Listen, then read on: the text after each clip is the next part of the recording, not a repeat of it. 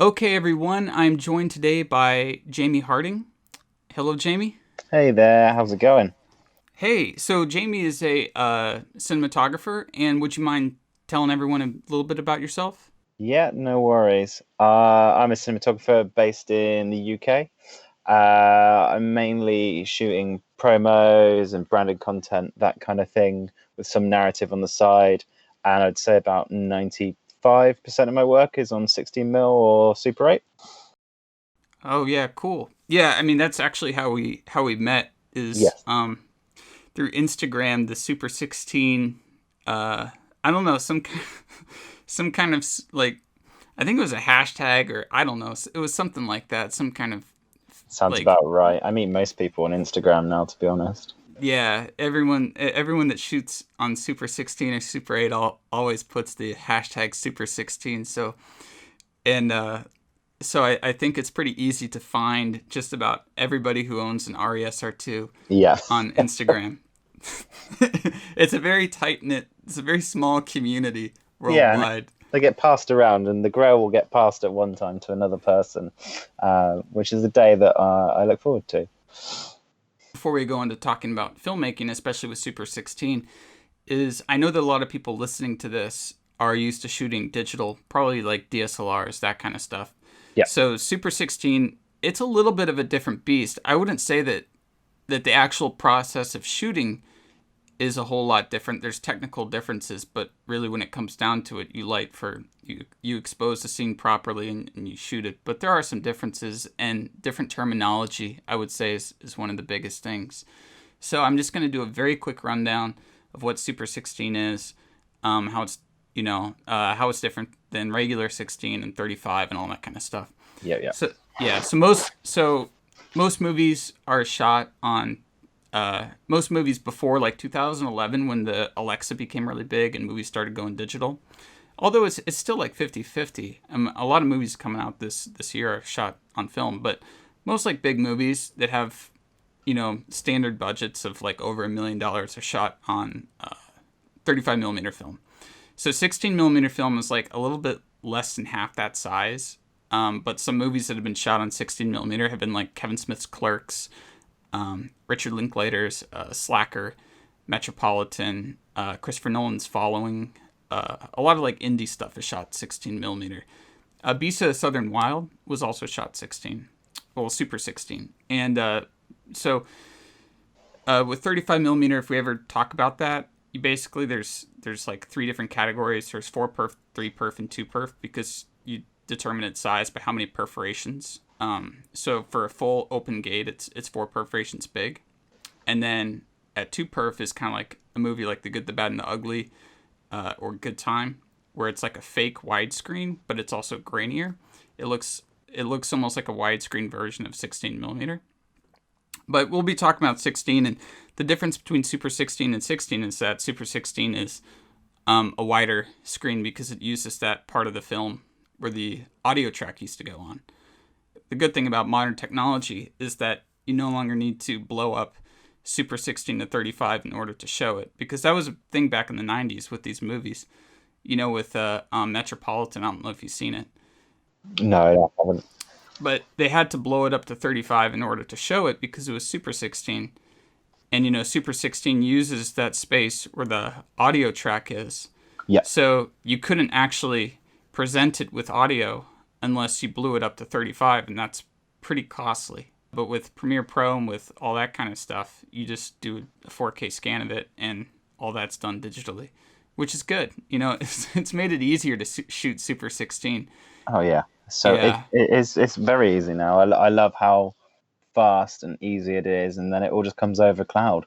It's lovely. yeah, and yeah, and the thing I like about film is that it's honestly it's a lot more forgiving than digital, especially in the highlights. Yeah. Gosh, what's that term? There's a term I'm looking for that every cinematographer knows. It stops.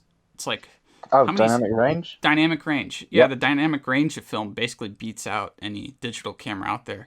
I've shot stuff where it was like we had the sky in the back that was blown out, but in post and resolve we could take the sky and then we could bring it down and in post and have like almost all Yeah. of that information, which is great. You can't really do that on a DSLR. With digital, you kind of lose that information when it gets blown out. We might talk about Super 8, and Super 8 is, well, half the size of 16. Yeah. And that is honestly the easiest. And if you want to get into filmmaking, I would say that as far as shooting on film, I'd say that Super 8 is the best way to go. Honestly, the hardest thing about Super 8 is finding a camera that's going to last. Yeah. Because a lot of these cameras, I've gone through, I don't know how many Super 8 cameras, because you have to buy them used and they're like decades old. You get a few uses out of them, and then one of the parts just stops working, but there's really nothing to replace it with. And all you really can do is just find a new camera. But usually they're only like $100 or $200, so it's not like getting a cinema camera. It's consumer level.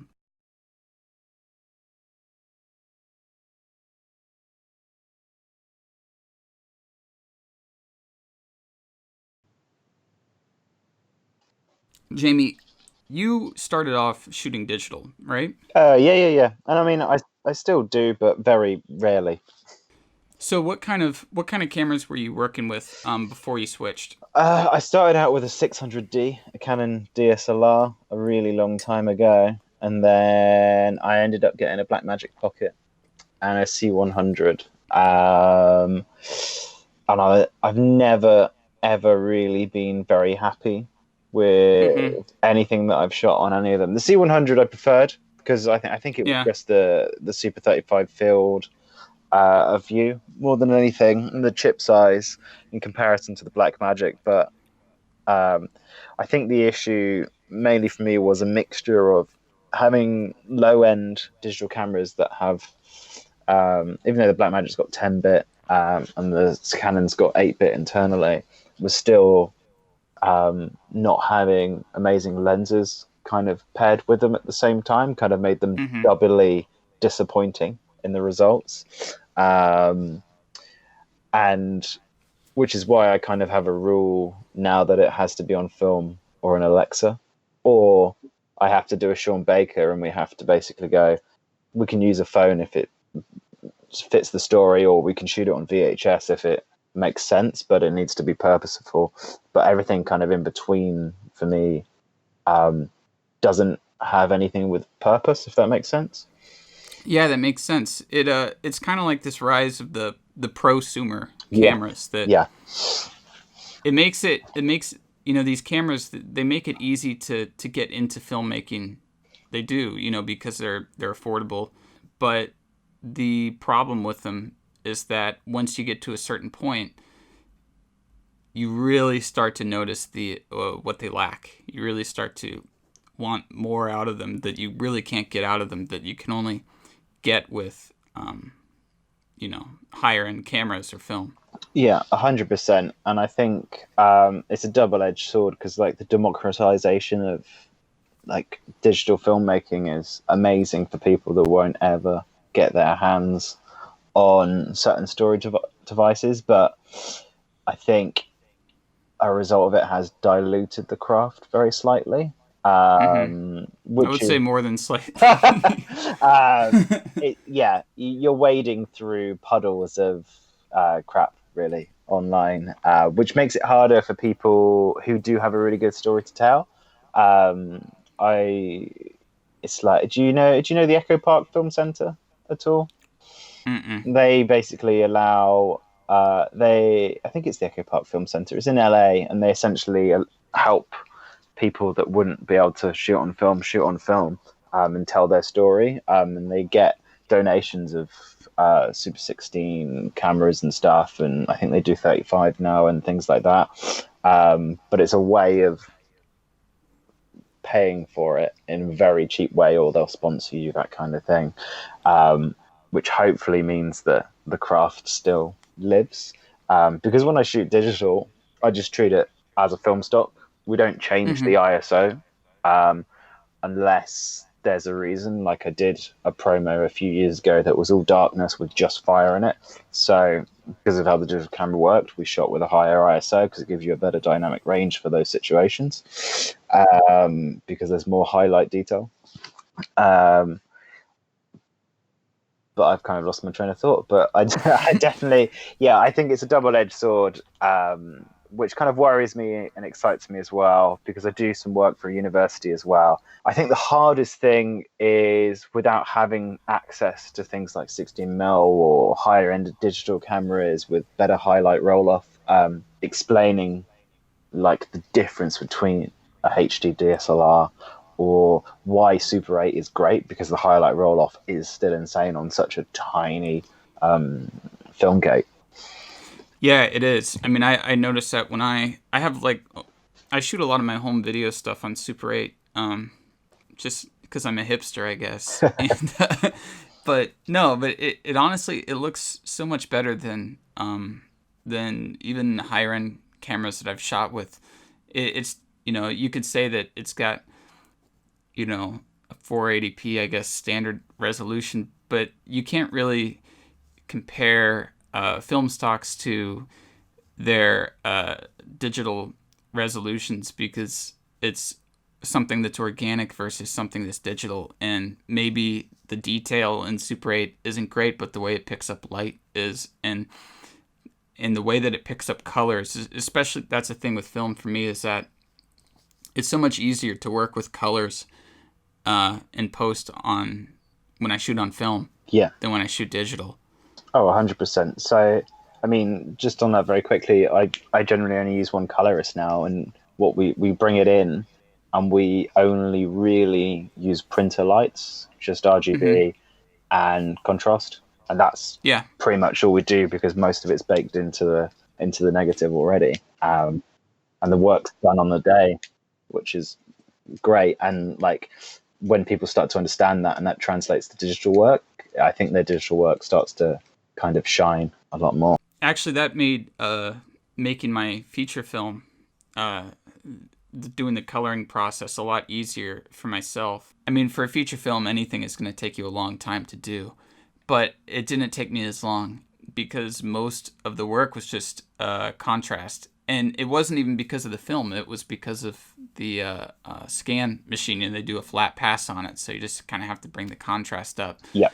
and then do just a little bit RGB stuff, and it looked exactly as it used to look. There are a few shots where it wasn't the fault of the camera, it was the fault of like a light being sort of a weird color Yeah. that I had to sort of make up for. But if we shot that digital, it would have taken me much longer, because I always had this feeling when I was coloring stuff that I shot digitally, that I was like putting the colors in. It almost feels like, they say you're coloring it, is kind of an accurate feeling. Yeah. I find, and with film, I find, if anything, we end up taking stuff away, because it's sometimes too intense, just because those colors are so rich, and the range is so far. There's easily a few stops either side that you can just do what you want with.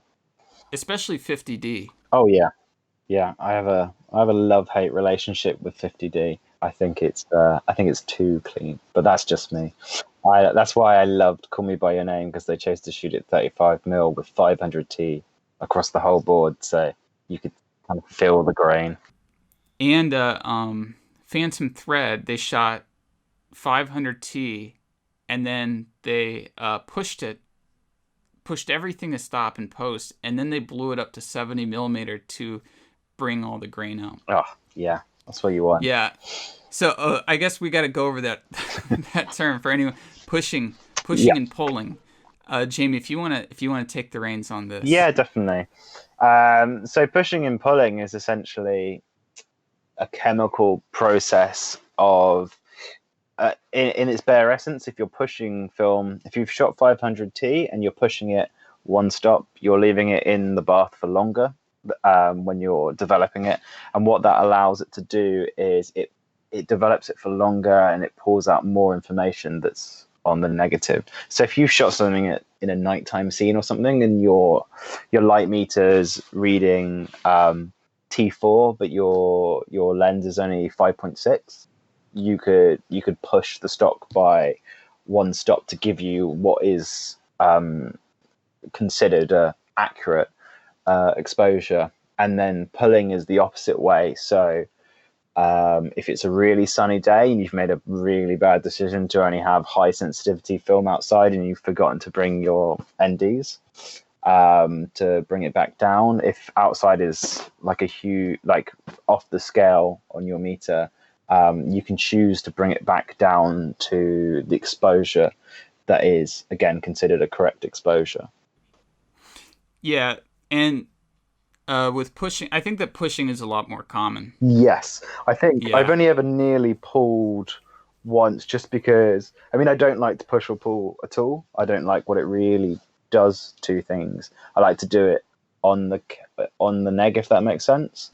yeah, So I tend to shoot everything at 2/3 of a stop over, because I think it gives you more. You get a cleaner neg, especially at 500T, which could be too grainy. But I don't see it done a huge amount, apart from generally, unless it's a very stylized situation or if someone's made a big mistake.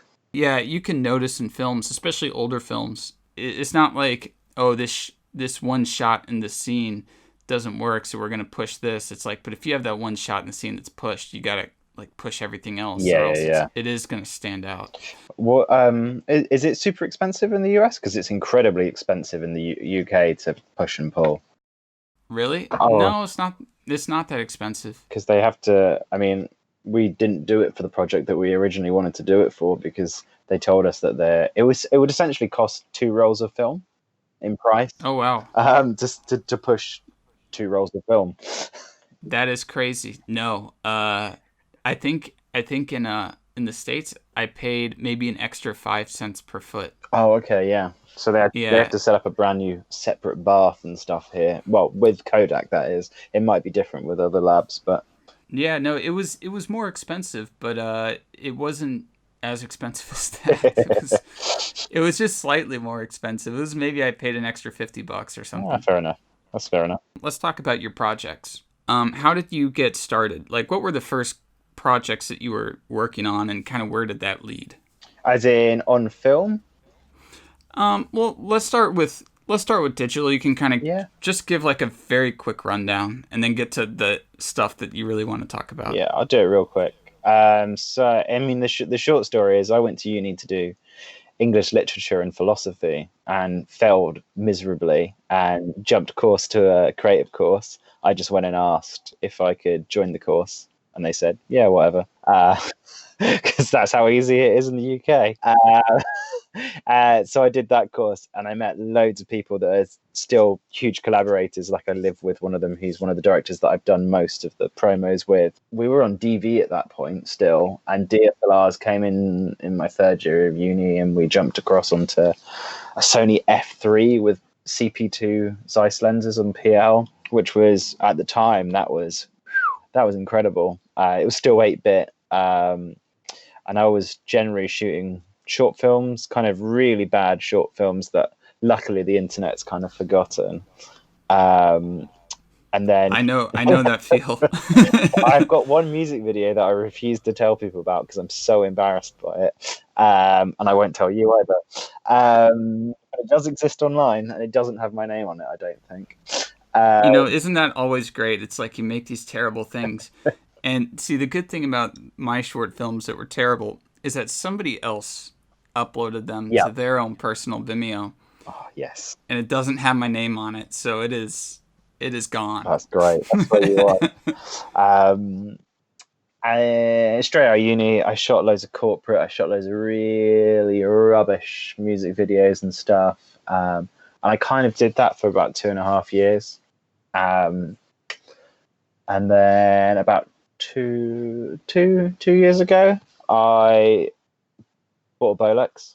No, probably 2.5, 3 years ago, I bought a Bolex and a K3. I had like a period of 6 months where I wasn't going to charge people. So I bought a load of film stock, and I just found people I wanted to work with, shot a load of stuff on that, messed half of it up. The first roll of film I ever got back was fully out of focus.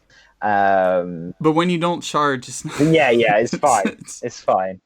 And then within about 6 months, I was like, I need an SR2. and luckily one kind of popped up, which was just pure luck because some guy had bought up all of a university's film equipment. So he's got a couple SRs and a couple SR2s, and I managed to snatch it for basically the price of the lens it came with, which is Oh, nice. super lucky. Yeah, And that's like when I bought mine. yeah, and now it's like house prices. It's completely skyrocketed for what it's worth, which is a positive if I ever want to sell it, but also a negative if I ever want to upgrade to an SR3, or like an Arton or something like that, because they've also tripled in price across the board. But yeah, we did about a year. When I say we, I mean the directors. I've got about 4 or 5 directors I generally work with, and I live with one of them. And we've kind of pinpointed people we wanted to work with, and we messaged them and things like that. And the big one, kind of that come from shooting the film, was the Idols video, which was really cool. I've kind of known them for probably about 10+ years, because I used to go drinking in that friend group with one of my best friends, Ben, who I used to live with when I was back in university. So it was kind of all came to a realization. And since that video, the first conversation with most people is, can we do this on film? Yeah, and I wanted to ask you about that because this is definitely something that I think that a lot of us people who shoot on film kind of fear. You're coming to somebody with a project, Yeah. and you're talking about ideas. Inevitably, is going to lead to the technicalities. Yeah. How is it going to be shot? And you say, and I say to these people, and I say, well, I really want to shoot this on 16 millimeter, and they say, okay, well, I've had some questions. Is it 4K? Yeah. Which I really don't want to be explaining that to them at that moment. No. And then also the question comes about cost.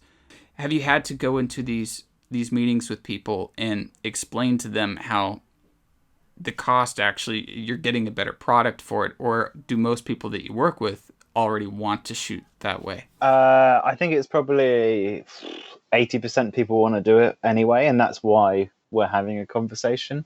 And the other 20% want to wet their whistle, but they don't kind of know what that means in the long run. And it's always, I mean, I'm in obviously a privileged position of having my camera because I mainly shoot music videos. I rarely get a chance to charge for them. As in charged for the use of my camera on top of my fee. So I tend to wrap it all up in one. But for the price of renting an Alexa, by the time you've rented lenses and you've rented everything on top of it, plus hard drives, plus multiple backup, that in itself, the hard drive situation, being able to just have your negatives is nuts. Also terrifying that they could just burn up before you've had them scanned, or something terrible could happen, like the thing that happened in Breaking Bad in the last series, where they shot a load of stuff and then it fell out of a freight plane, I think, and got run over by a van before it was developed. So they had to go back and just shoot it all again, which is not selling it for film without the backups. But obviously, it's going to last forever. Well, not forever, plus 100 years easily. But going into those conversations, usually people are super hyped to shoot on film. The big boundaries we get most of the time is obviously it's only 11 minutes 30 a roll, which for me is a positive because it means my directors have to do a shot list. They have to do it time coded. They have to work out what they're going to do before we go anywhere else. It also generally means we can get better crew on a shoot because they're pumped to be shooting on film again. Obviously, most of the time we pay people normal fees, but if it's like the music video I'm doing next week, I'll probably lose money, I think, by the end of it. But I pumped to work with a new director who's with a really cool production company that have like big offices everywhere, and I want to work with them, so I'll do it, and I think we'll be able to entice reasonably good crew and people and kit deals because of what we're doing. Like previously, Kodak have helped us out. We did a shoot in the Snowdonian Mountains, and we only had budget. We had 1,100 for the whole music video to get an actress to get to there. It's a 500-600 mile round trip. To buy the stock, pay the colorist, pay the editor, everyone a little tiny bit. So we just emailed Kodak and asked them for another role, and they gave us another role with processing. So I think people get super pumped when you're doing it. And for me, I love it. Every time I go back and do a digital job, I always second guess myself, because the cameras are so sensitive and I can see such a finalized Rec 709 image on the monitor that I always think I might have not gone far enough. Whereas with the film, I always find I get more adventurous, more experimental. And the biggest rule for me is, obviously, I'll listen to my light meter the most I can, but if I can see it down the viewfinder, it's going to come out. And that's exciting. And even if it's super dark, it's going to come out because it's film. And that's just the magic of how it works. And going into those meetings, it can be really hard to reassure people. But once you've done that first job with that director or that production company, they tend to just get it. I did a last minute job for Adidas last week or the week before. And the director's only 20 and he does Adidas and Dr. Dre beats and things like that. Lots of football stuff, but he only shoots on 16. Oh, okay. That's cool. It's really cool. And the way he works is he kind of writes the trim and just says what he wants and just lets you get on with it. I have a video tap on my camera. For those that don't know what that is, it's essentially a digital version of what I'm seeing on down the eyepiece, and it always looks utter rubbish. Basically, what it is it's like a CCTV camera that's looking down the viewfinder. Yeah. So for anyone watching, because I've seen video taps on film, and you've seen them, but you know how like when you're watching those TV shows about like how drunk people are like going into liquor stores and stuff, and you're seeing like that really shitty grainy camera footage, like that's what it looks like. And mine's black and white as well, so it's just you only get contrast, really. You don't really get anything else. And I tend to do the dance whenever we have a new project where I set it up, I have to run it through a V-lock and all this rubbish, and then it gets set up and it gets turned on. The director always just goes, don't worry about it. Which is always the response that is my favorite response, because it means they spend more time looking at the scene, spending time with the actors. I have a director, Rob, who I work with a lot. He will essentially stand right behind me, and he knows what lenses look like, what focal lengths are. So he'll just stand behind me and he'll watch as if he's watching down the viewfinder, if that makes sense. Yeah. No, that makes total sense. It's just a really nice way for everyone to be involved, and it means they spend more time showing the scene and everyone knows exactly what's going on. What I like to do is I have a little like Sony A7S II. Yeah. I just use for street photography, that kind of stuff. But when I'm shooting 16, if I have that camera with me, or if maybe one of my collaborators has another camera, we'll put like a zoom lens on it, and then what we'll do is when we rehearse with the actors, we'll just kind of take that small DSLR, shoot the scene with the equivalent focal length, and just to kind of just see how does the framing play out and stuff like that. We might shoot it once or twice just to sort of get the blocking done before we actually start rolling film. And then what we'll do is then put the camera on, and we were shooting with the 416, which it's lighter than the SR2. Yeah. The SR2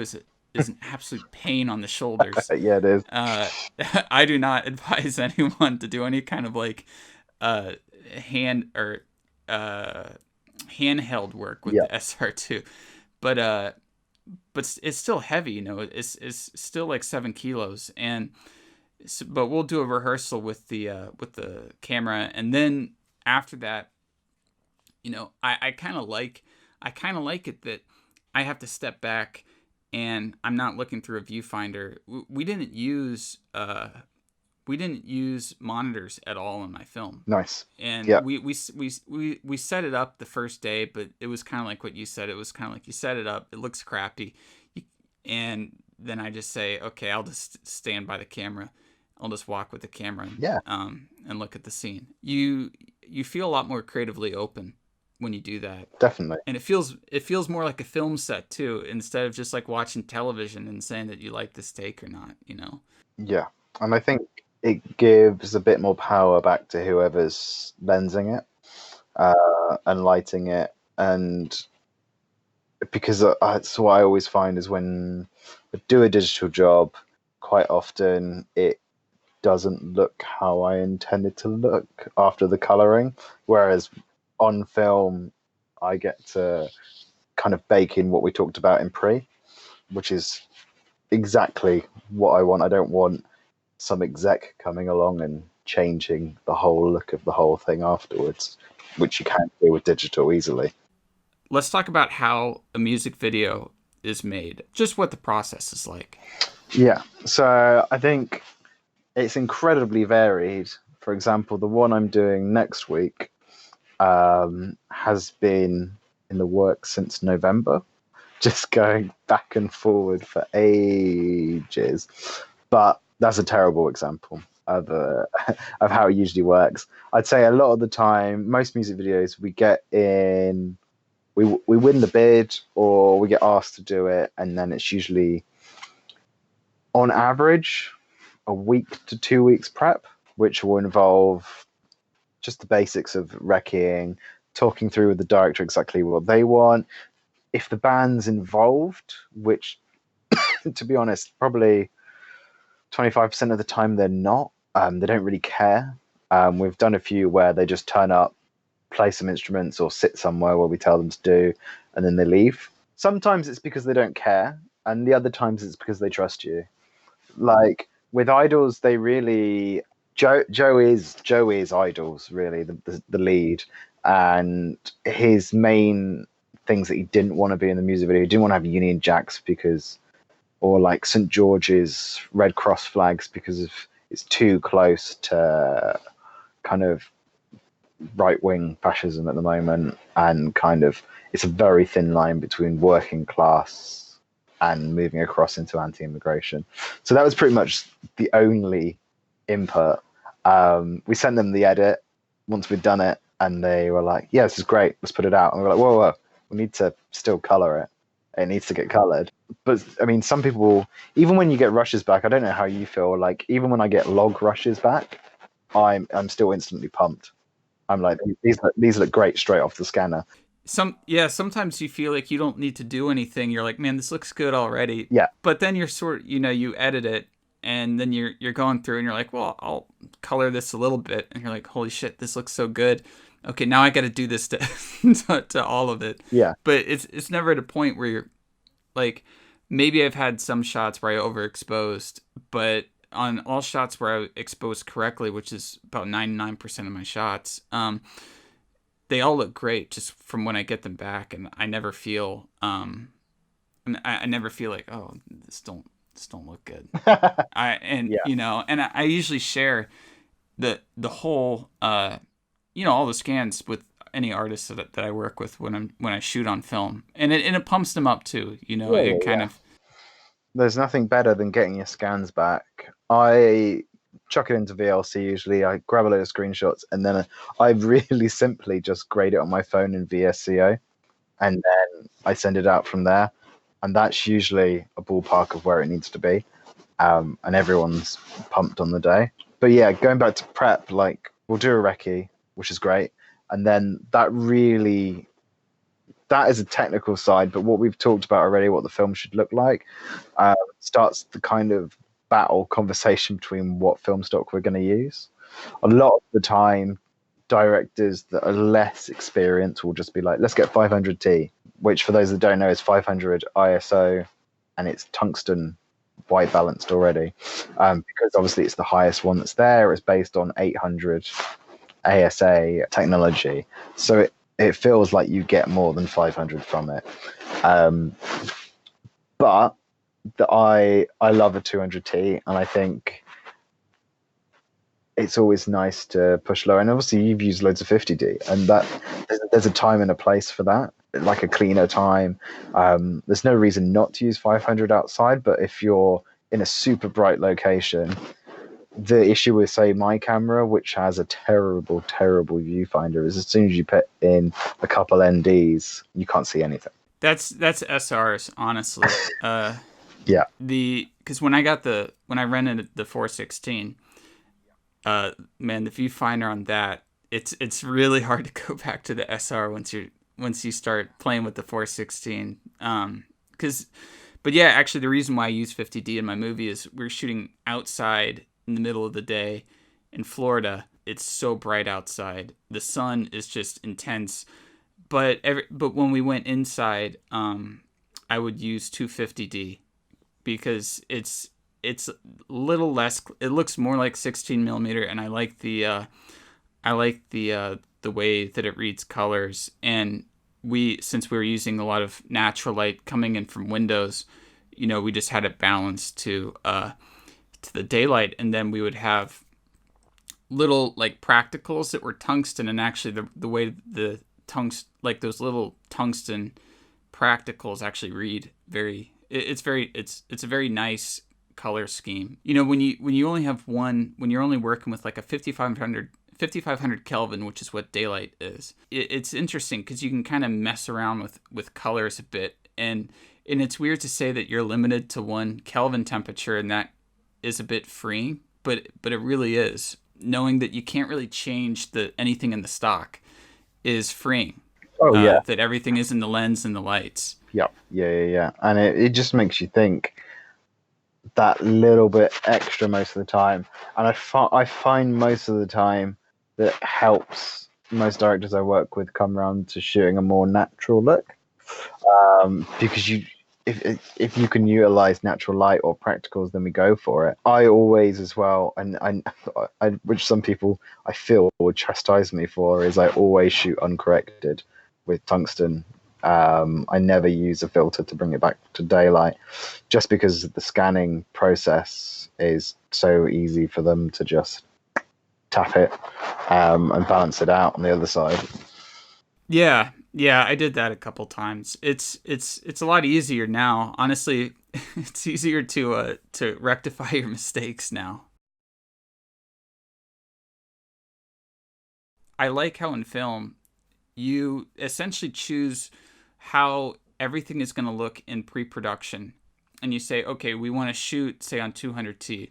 Which, did you know that Moonrise Kingdom was shot on 200T Super 16? The entire film was. Oh, is it? It looks great. Yeah, I really like the look of 200T. They say it's Kodak's most like versatile film because you can use it outside, you can use it inside. It's got, it's Not super it's a grainy. very easy. Yeah. Yeah, it's a very easy to use stock. And for anyone watching, that there really, or anyone listening, I should say, there really aren't that many stocks to choose from. You have 50D, you have 200T, 250D, and 500T. T meaning tungsten balance, which is 3200 Kelvin, and then D meaning daylight balance, which is 5500. And the Kelvin temperature is basically just based on fire, I guess. It's apparently it's I don't know if it's rock or if it's metal. It's the color that it heats to. So they literally heat it to that temperature, and the color matches the color temperature, which is mad. Yeah, it's definitely too big of a rabbit hole, scientific rabbit hole Yeah. for this conversation. But no, but basically getting around to it is you essentially choose the look of your film before you even shoot it, which is nice. So when you're talking about budgets, when you're shooting on film, they determine how much you actually can shoot. Oh yeah, because it is actual footage. Yeah. So how often would you say you shoot with like a very limited number of rolls? Every single time. Okay. I think I've done 2 jobs that were I didn't worry. The Bring Me the Horizon job and the Neck Deep job, we both went pretty. We both got both of them. We got 5 rolls of 60mm, which is like 40 odd minutes of film, for a 3.5 4 minute music video. So it's a pretty good shooting ratio. Whereas most of the time, for a 3 minute, we'll have 2 to 3 rolls maximum. if we're lucky. So a roll a minute a lot of the time, which is still a very good ratio if the director is used to shooting on film or you're not doing huge amounts of performance. Yeah, you did the Bring Me the Horizon on film. You did Make Believe, the KKB video on film. You did a few other Oh videos on yeah, film and some multimedia as well. yep. I noticed because I met Jamie, I think like a year ago. It Yeah, was about a year ago, probably. and he seemed very into how the music video should look. Yeah, I mean they're all very involved and they have a very strong idea what they want. Most of their references are high end music videos. Not music videos, feature films. Sorry, a lot of the time. So I'm just trying to remember. Into the Void was like a huge one for Make Believe. But when it came to doing the budget, I was like, we need to build a set, and because they wanted to essentially fly around the room above her, and I was like, I'd love to do this, but I don't think we can. You know what? This that was what Jamie was pitching to me Oh was yeah, that Enter the Void stuff, and I was like, man, I was thinking, man, this must be a like a huge budget yeah. music video he's gonna make. I wish. Yeah. It nearly kind of did happen, but it ended up not happening, which would have been a strange place to be. I even suggested maybe doing a miniature version of it, just faking it completely, but they didn't go for it. I mean, that's what they do in the big Yeah, movies, is they just fake it. yeah. They were super pumped to shoot on film. They were really receptive to it as well, which was really cool. And it was nice. They're always fun because it's quite again purposeful with what they're doing for what they're doing with their music at that point in time reflects massively what they're shooting with. Yeah, and I always feel like with with the band, well, a band like them, because I know that I was a fan of them before before you started working with them, and maybe I'm just saying this as like a fan, but they are pop, but they do sort of push the envelope in a lot of cases, and it's always like glad to see when that translates to their music videos, because I mean at the end of the day a music video is kind of like an advertisement for their album Oh in a yeah, sense, yeah, 100%. yeah. Yeah, I think with Spike Jones, he said that he loves music videos because he can make them as weird as he wants, and people will watch something that's super weird for 3 minutes, but they won't for 90 minutes. Yeah, 100%. And you can pitch ideas and people full on go for it, and it happens with nothing else because everything else is too grounded. I think when you're making narrative, unless it is Enter the Void or something like that. Yeah, which honestly, that's kind of going going by the wayside, unfortunately. Those kind of movies. Although, not to get off track here, but did you see Long Day's Journey into Night? No, I have not. Should I? Yeah, you should. It's honestly it's the only like really good film I've seen this year. It was shot on a red, but there's a 1 hour long tracking shot through like this surrealist town in China. Watching it is extraordinary. Just thinking about how hard it must have been, and it wasn't like they did digital stitching like in Children of Men. Yeah. It was like they actually just shot it as one long take. That's when the cameraman becomes stuntman, essentially. Yep.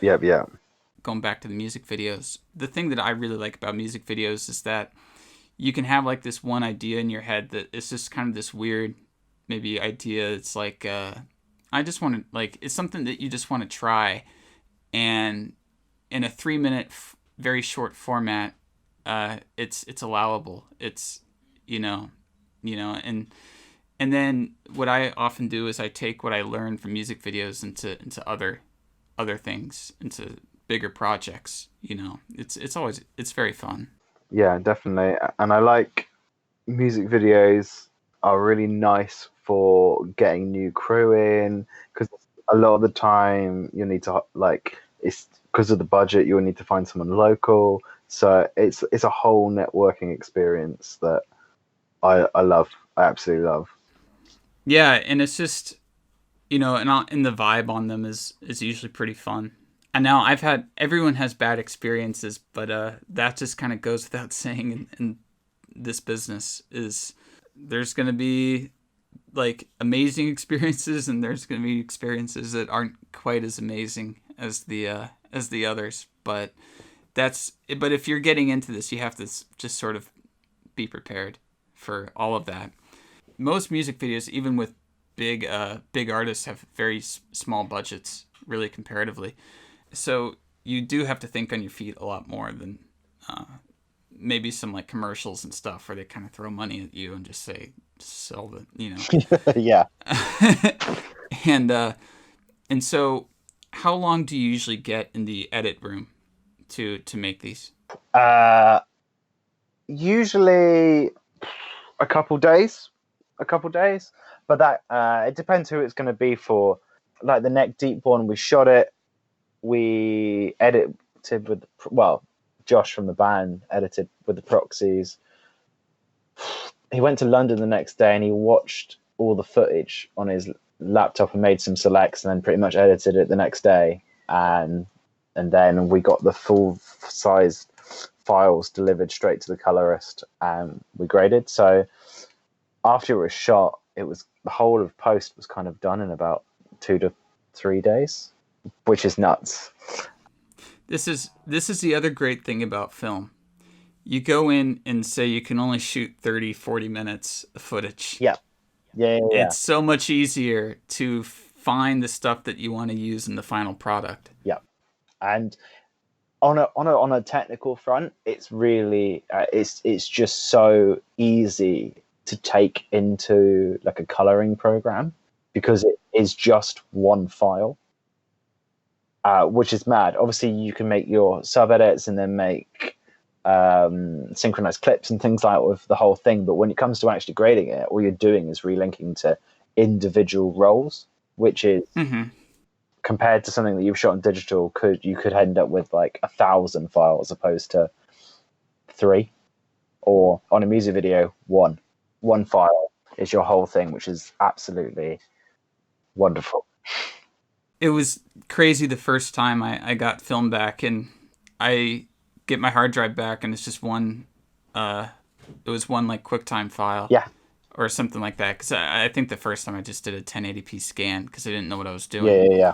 And I didn't want to pay for 4K for me just kind of dicking around with 16. But it's crazy. And or one like DPX file, which if you look into it, is about 1 million. Yeah. But it reads as one in DaVinci. I think that when you shoot with film, it changes pre-production, production, and post because of those decisions that you're having to make, like from pre-production where you have to decide what shots you actually want to get, and then production. What film taught me from a directing standpoint is to know when to move on to the next shot and to know which shots I don't need, because when you shoot digital, there's this really there is this urge to just say, let's just shoot one more, let's just shoot a bunch. Yeah. And you always use the first take. Yeah, you use the first take, or you know what take that you want to use, and with me it's usually like take 2 or 3, because the first take sometimes first takes are great, but a lot of times it's like it's more or less a rehearsal, and then take 2 or 3, the actors have it down, and we've rehearsed it like 40 times before this. The actors have it down, they do it, and then when you get to a certain point, they start getting tired and their performances get worse. And I think that with shooting on film, there is a sense of like getting the actors, getting everything to its peak, and then knowing when it's peaked and saying, okay, let's move on. And you move on, and it makes it so much easier, because when you go into the edit, you know exactly, your selects, you know what you want, and the edit goes by a lot faster. Yeah. Oh yeah, 100%. It just is a big old streamline from a creative point of thinking. What is funny though, you mentioned when you first got your scans back at 1080. In the Bring Me the Horizon stuff, all the LA stuff is actually 1080 proxies because it was just impossible liaising with. I can't remember who we used in the end, which lab in LA, but they essentially couldn't give me what I wanted, which was 2K log scans. They could only give me 1080p telesynd pre-graded shots, which they didn't explain on the phone. They just gave it to us, but we had to hand in the delivery, and then they only sent us proxies in time anyway. And the colorist was just like, "Oh, they look fine. We'll just use them." And no one's ever noticed. And it does look fine, I think. I didn't notice. I watched it a couple times. Honestly, I didn't notice it was 1080p. No, I can't tell the difference between them. I literally can't with the 1080p scans. With the 2K ones, I can tell the difference between the proxies and the 2Ks, but most of the other stuff I can't, especially if it's been graded. We've talked about music videos. If you want to give a quick rundown, maybe of like bands or artists that you've worked with that people might have heard of, so they can go check out some of your stuff. Yeah. So Idols is a big one, which is a big British band, but they tour the US a lot. Yeah, they do. Neck Deep, who is kind of a lucky one. It was a nice shoot because I'm friends with the bassist. And they're pop punk. They're pop punk. That's all they are. They're pop punk. They're on tour at the moment with Blink-182 and Lil Wayne, which is a funny lineup. Lucy Rose, I did. Oh, that's not on film though, but that was a mental shoot. It was 13 music videos in 2 days in the studio. Wow. Yeah, never again. Yeah, that's intense. Never again. Cheering Breaks, Bring Me the Horizon. Who else have we worked with? Kero Kero Bonito. I'm about to do something with Slaves, which is going to be really cool. I think they're probably the most of the main ones. I've done lots of people. There's loads of ones for people that people won't know, I don't think. But that's the nature of music videos.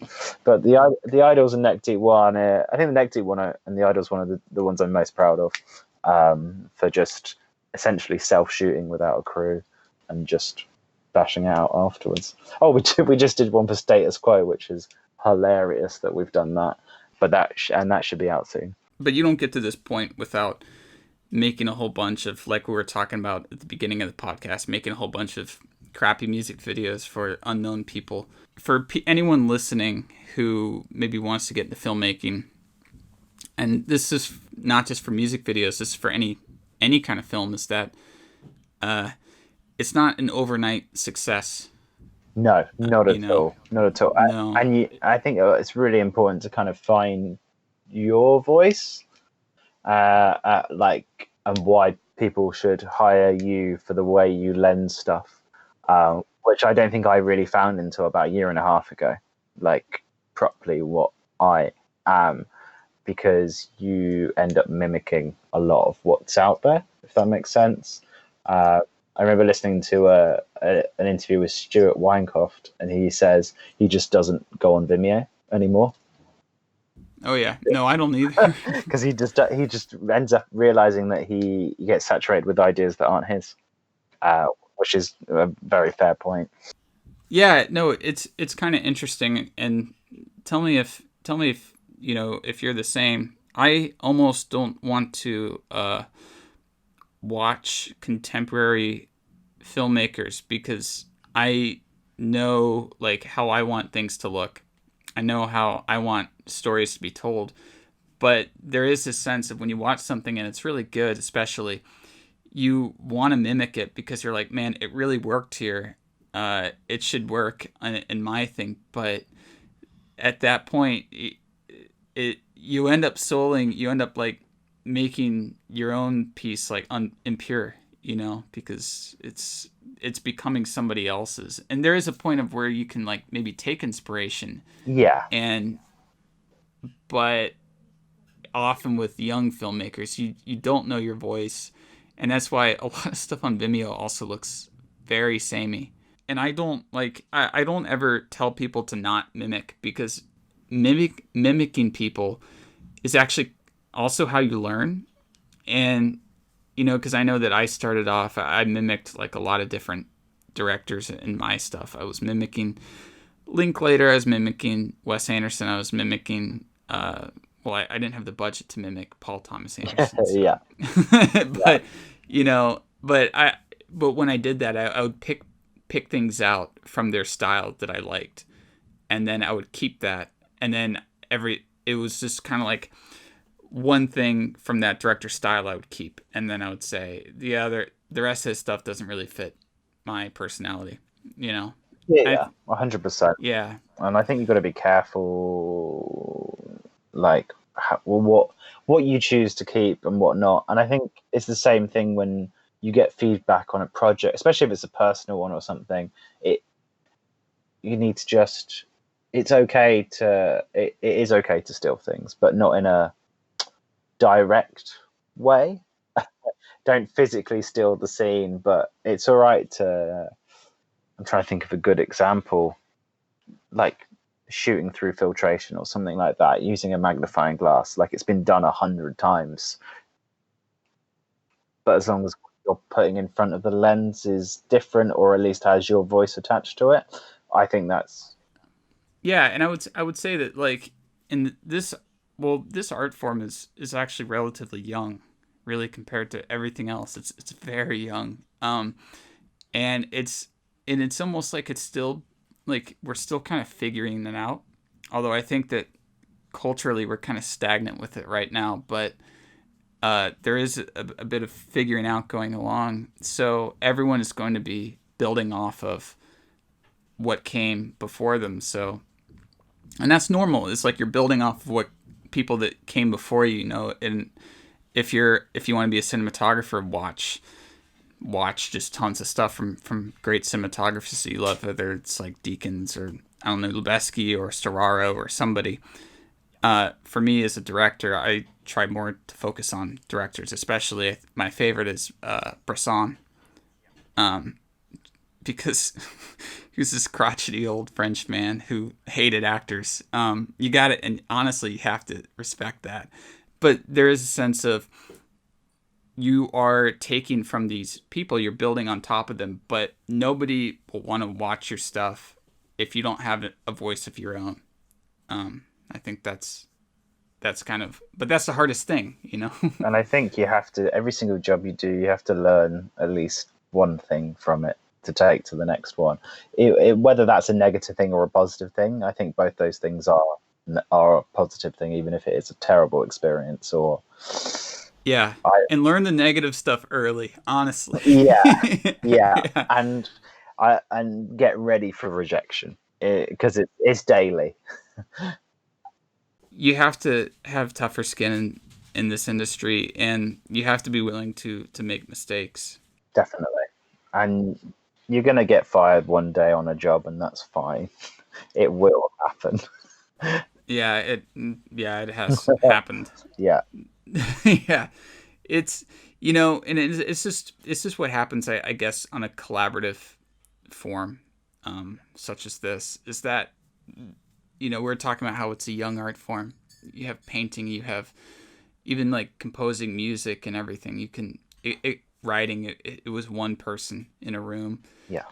Film, sure, maybe screenwriting and editing can be one person in a room, but not the actual pre-production and production of it. It's a lot of people with all with egos, and so you say how a lot of the people you work with, you were friends back in uni. Yeah. And I think that that's very important, is that you work with not only people who are friends, because there are people who are friends that may not have your best interests at heart. Yep. Yep. But people who believe in you and people you believe in as well. Like, it's got to be a mutual respect. Yeah. And you've got to, it's got to be a fine line as well between friends and colleagues at the same time. Because it's a fiery industry. Yeah. People get stressed. I mean, I like to pride myself that I don't get that stressed, and when I do, it's very internally. But some people can't like outwardly stress, and that's fine. That's how they deal with it. But you've still got to be friends at the end of the day afterwards, which is I think, hard for some people. So choosing your collaborators can be very interesting. And I think it's really important to just keep working with new people as well, but finding the ones you can come back to. Yeah, yeah, I agree. It's kind of a culling process, Yeah, you know. You get to a point where you're like Wes Anderson or Paul Thomas Anderson, or really any of those guys who've been in the game for a long time, and they have the same crew. I mean, practically the same cast on all their films. yeah, yeah, yeah, You know, they just call everyone up and say that they're making a movie. It's also fun finding those people because when you get a new person that you don't know, you haven't worked with, and they end up being terrific, uh, it's a great feeling, really. yeah, yeah, yeah. It's great. And it just seems to each year double with the amount of people who you get to work with who are at the top of their game. Or it's always exciting when there's something new. Like my work's hugely handheld, but I did a job that needed a grip, so I don't know any grips at all. So we ended up getting this amazing grip, Phil Lake, who came down from the north of England to do a shoot in the Midlands, and I don't think I've ever worked with someone as professional as Phil, and someone that did not care when you'd be like, actually, can we move this entire dolly to the other side of the room? I've changed my mind. You'd be like, yep, and just do it. And it just do it by himself. He didn't even have an assistant or anything. It was on a short, and I mean, he's a grip for life now. Grip for life. Honestly, if I think that if we're both going to give advice to anyone who wants to get into it, it's honestly just to look out and maybe offer to lend a hand on something small. I wouldn't say go onto like a feature film or a television show and say that you're gonna like work for nothing. No, No, don't do that. no. And also never take a weekly rate. I learned that the hard way. Oh yeah, Yeah. Make sure it's a daily yeah, rate and there's overtime. yeah. But everyone starts off as a student filmmaker, so there's no shame in working on a student film set. No, not at all. And I think it's really important to just like um, not be afraid to help out other people in your network that have the same job as you. Because I mean, I don't get to hang out with many other DPs because we're all fighting for the same money, really, at the end of the day. But the ones I am friends with are like I'll gaffer for them, I'll pull focus for them. I think you just need to be up for that, and then you get really interesting results. And you get to just carry on working when you're not working, if that makes sense. Yeah, I mean, yeah, I do the same thing. I'll script supervise for some of my other friends or AD stuff like that, just because it's like, you know, a lot of times too is the case where uh, what you get out of working on another person's project for free is that they help you out in your project for free, Yeah, and yeah, yeah, you know 100%. it's a quid pro quo society until you start making the big bucks. You know, even then you see people still doing that same stuff. So Jamie, do you have any upcoming videos that you're releasing? Anything upcoming that people should be looking out for? Once this slaves video is shot and out, I am pumped for it because it's with a new director who is a very big KKB fan. Um, and his work is incredible. I feel like I shouldn't say more than that because I probably shouldn't say it's coming out, but it'll be out soon enough, so it doesn't matter. That's going to be really cool. It's a really small budget, so everyone's kind of doing it for love, which is not always what I prefer, but it's got the right vibe on this in pre-production that it feels like it's going to be a really good shoot, a really good grade, and a really good edit. And I don't have a huge amount coming up. I'm doing some funded short films through the British Film Institute, all on Super 16, which would be great. So I think not a huge amount coming out. I wish I could sell more, but I don't. But I mean, everyone's welcome to have a look at my website and see what I've done.